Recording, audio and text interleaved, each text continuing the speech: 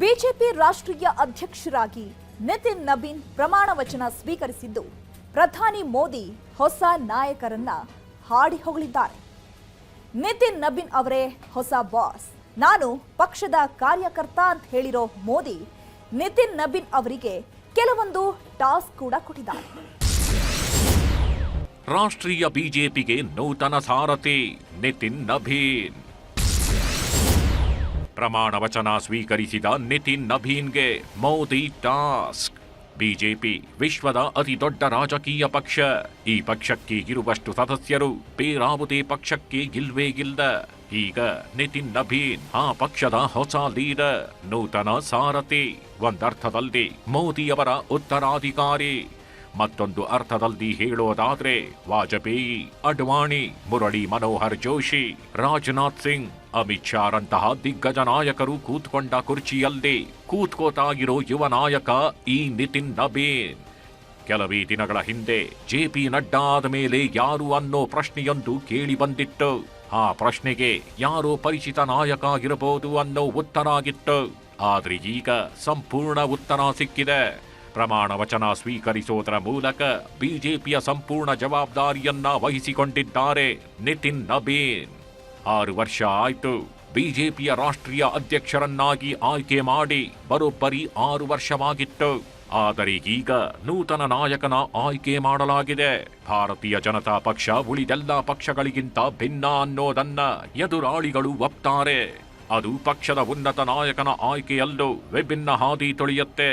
ಈ ವಿಭಿನ್ನ ಹಾದಿಯೇ ಯುವ ನಾಯಕ ನಿತಿನ್ ನಬೀನ್ ಆಯ್ಕೆ. ಹೌದು, ರಾಷ್ಟ್ರೀಯ ಬಿಜೆಪಿಯ ನೂತನ ಸಾರಥಿಯಾಗಿ ನಿತಿನ್ ನಬೀನ್ ಇವತ್ತು ಪ್ರಮಾಣ ವಚನ ಸ್ವೀಕರಿಸಿದ್ದಾರೆ. ದೆಹಲಿಯ ಬಿಜೆಪಿಯ ಕಚೇರಿಯಲ್ಲಿ ಪದಗ್ರಹಣ ಕಾರ್ಯಕ್ರಮ ನಡೆದಿದ್ದು. ಪ್ರಧಾನಿ ನರೇಂದ್ರ ಮೋದಿ ನಿತಿನ್ ನಬೀನ್ಗೆ ಬಿಜೆಪಿ ಶಾಲು ಹಾಕಿ ಶುಭಾಶಯ ಹೇಳಿದ್ದಾರೆ. ಈ ವೇಳೆ ಅಮಿತ್ ಶಾ, ನಿತಿನ್ ಗಡ್ಕರಿ, ಜೆಪಿ ನಡ್ಡಾ, ರಾಜ್ಯ ಬಿಜೆಪಿ ನಾಯಕರಾದ ವಿಜಯೇಂದ್ರ, ಸೋಮಣ್ಣ, ಯಡಿಯೂರಪ್ಪ ಸೇರಿದಂತೆ ಹಲವರು ಕಾರ್ಯಕ್ರಮದಲ್ಲಿ ಭಾಗಿಯಾಗಿದ್ದಾರೆ. ನಿತಿನ್ ನಬೀನ್ಗೆ ದೊಡ್ಡ ಜವಾಬ್ದಾರಿ ನೀಡಲಾಗಿದೆ. ಬಿಜೆಪಿಯ ನೂತನ ರಾಷ್ಟ್ರೀಯ ಅಧ್ಯಕ್ಷರಾಗಿ ಪ್ರಮಾಣ ವಚನ ಸ್ವೀಕರಿಸಿದ ನಿತಿನ್ ನಬೀನ್ ಪಕ್ಷ ದೊಡ್ಡ ಜವಾಬ್ದಾರಿಯನ್ನ ನೀಡಿದೆ. ಸಬ್ಕಾ ಸಾಥ್ ಸಬ್ಕಾ ವಿಕಾಸ್ ಮಂತ್ರದಂತೆ ಕೊಟ್ಟ ಕೆಲಸವನ್ನ ನಿಷ್ಠೆಯಿಂದ ಮಾಡುತ್ತೇನೆ ಎಂದಿದ್ದಾರೆ. मैं इसके लिए आज आपका इसलिए भी अभिनंदन करता हूं क्योंकि आपके कार्यकाल में मैंने देखा कि जो भाजपा की सोच रही है सर्वव्यापी और सर्वस्पर्शी, आपने उस सोच के साथ काम किया. आपने जो मूल मंत्र दिया, सबका साथ, सबका विकास, सबका विश्वास, सबका प्रयास, आज देश का हर पूरा जनमानस उसके साथ अपने आप को जोड़कर देख रहा है. पूरा संगठन आपके साथ खड़ा रहा. माननीय प्रधानमंत्री जी का जो निर्देश था उसको आपने जिस तरीके से लागू किया वो हम सब कार्यकर्ताओं के लिए अनुकरणीय हुआ. ನಿತಿನ್ ನಬೀನ್ ಮಾತಾಡಿದ ಬಳಿಕ ಪ್ರಧಾನಿ ಮೋದಿ ಕೂಡ ಮಾತಾಡಿದ್ದಾರೆ. ಪ್ರತಿ ಕಾರ್ಯಕರ್ತರು ಪಕ್ಷಕ್ಕಾಗಿ ದುಡಿದಿದ್ದಾರೆ. ನಮ್ಮ ಶ್ರಮ ಕಾರ್ಯಕರ್ತರಿಂದ ನನಸಾಗುತ್ತಿದೆ. ನಮ್ಮ ಸಂಕಲ್ಪ ದೊಡ್ಡ ಮಟ್ಟದಲ್ಲಿ ನನಸಾಗಬೇಕು ಎಂದಿದ್ದಾರೆ. ಇದರ ಜೊತೆಗೆ ನಾನು ಬಿಜೆಪಿ ಪಕ್ಷದ ಕಾರ್ಯಕರ್ತ, ನಿತಿನ್ ನಬೀನ್ ನನ್ನ ಬಾಸ್ ಎಂದಿದ್ದಾರೆ ಪ್ರಧಾನಿ ಮೋದಿ. ऐसी पार्टी है, इन सबसे भी बड़ी चीज मेरे जीवन में है, मैं भारतीय जनता पार्टी का कार्यकर्ता हूं. ये सबसे बड़ा गर्व है.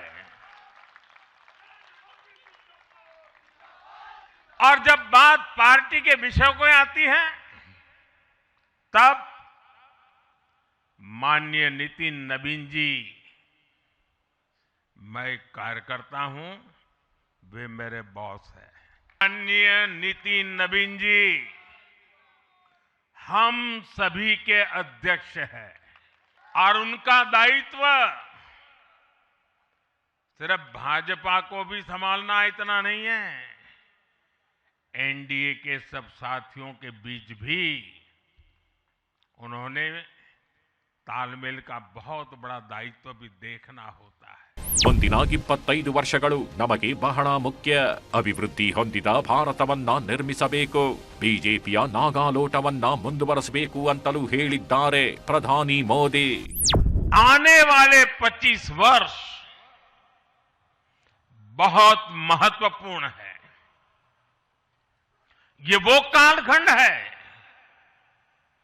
जब विकसित भारत का निर्माण होना है और होना तय है,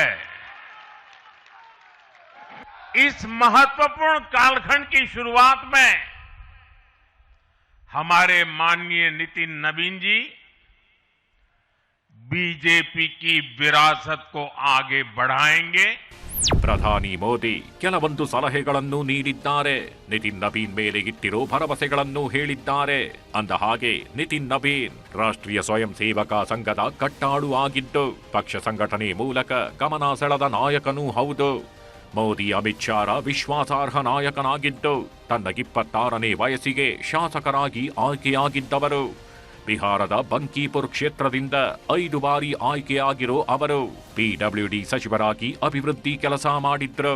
ಛತ್ತೀಸ್ಗಢದ ಬಿಜೆಪಿಯ ಉಸ್ತುವಾರಿಯಾಗಿರೋ ಅವರು ಕಳೆದ ಡಿಸೆಂಬರ್ನಲ್ಲಿ ಬಿಜೆಪಿ ರಾಷ್ಟ್ರೀಯ ಕಾರ್ಯಾಧ್ಯಕ್ಷರಾಗಿದ್ದು, ಈಗ ಅಧ್ಯಕ್ಷರಾಗಿ ಆಯ್ಕೆಯಾಗಿದ್ದಾರೆ.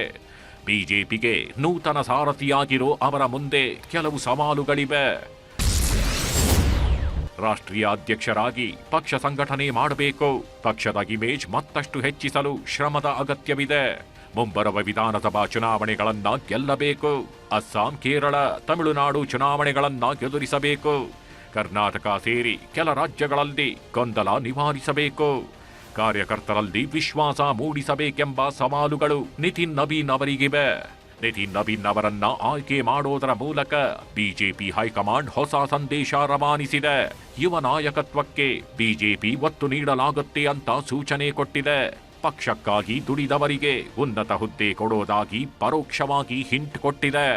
ಕುಟುಂಬ ರಾಜಕೀಯಕ್ಕೆ ಬ್ರೇಕ್ ಹಾಕೋ ಮೆಸೇಜ್ ಕೂಡ ಇದರಲ್ಲಿದೆ ಎನ್ನಲಾಗ್ತಿದ್ದು, ನಿತಿನ್ ನಬೀನ್ ನಾಯಕತ್ವ ರಾಷ್ಟ್ರೀಯ ಬಿಜೆಪಿಯಲ್ಲಿ ಏನೇನ್ ಬದಲಾವಣೆ ತರುತ್ತೆ ಕಾದು ನೋಡಬೇಕಿದೆ.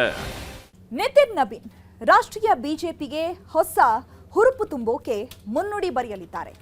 ಮುಂದೆ ಬರಲಿರೋ ಸಾಲು ಸಾಲು ಎಲೆಕ್ಷನ್ಗಳು ನಿತಿನ್ ನಬೀನ್ಗೆ ಅಗ್ನಿ ಪರೀಕ್ಷೆ ಆಗಲಿವೆ ಅನ್ನೋದ್ರಲ್ಲಿ ಯಾವುದೇ ಸಂದೇಹವಿಲ್ಲ.